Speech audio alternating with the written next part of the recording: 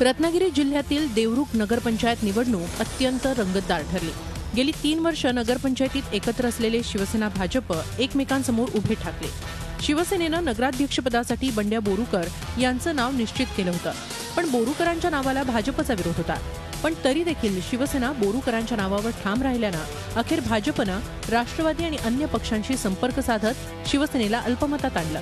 पण भाजपला अडचणीत आणण्यासाठी भाजपचे निलेश भुरवणे आणि राष्ट्रवादीचे उमेदवार प्रफुल्ल भुवड यांचं अपहरण केल्याचा आरोप भाजपनं केलाय।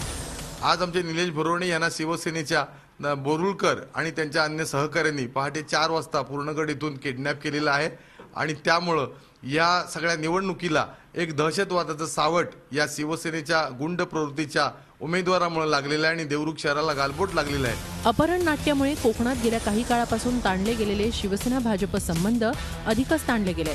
भाजपला जशास तसं उत्तर देण्याची भाषा शिवसेनेनं केली आहे।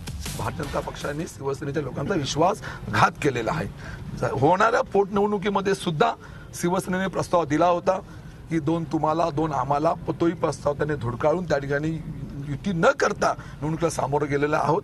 रत्नागिरीची जनता सुद्धा ह्या 1 तारखेच्या निवडणुकीमध्ये मतदान करून 2 तारखेला दाखवून देईल की शिवसेनेचे 4 निवडणुकीला हा विश्वास त्यांनी व्यक्त केलेला आहे। तर अपहरण नाट्याबाबत देवरुखच्या नागरिकांनी उघड नाराजी व्यक्त केली आहे। लोकांचं काय अडतंय हे बघण्याची नाही, त्यांची सुख दुःख बघण्याची कोणाला गरज नाही। फक्त आपलं स्वार्थ कसा साधता येईल हे आज प्रत्येकानं हे चालू ठेवलेलं आहे। इथं कुठलाही पक्ष मला वाटतं याला अपवाद नाही।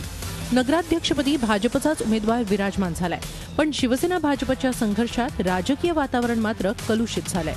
प्रणव पोळेकरसह bureau report, Zee Media, Ratnagiri. Zee 24 तास रहा एक पाऊल पुढे।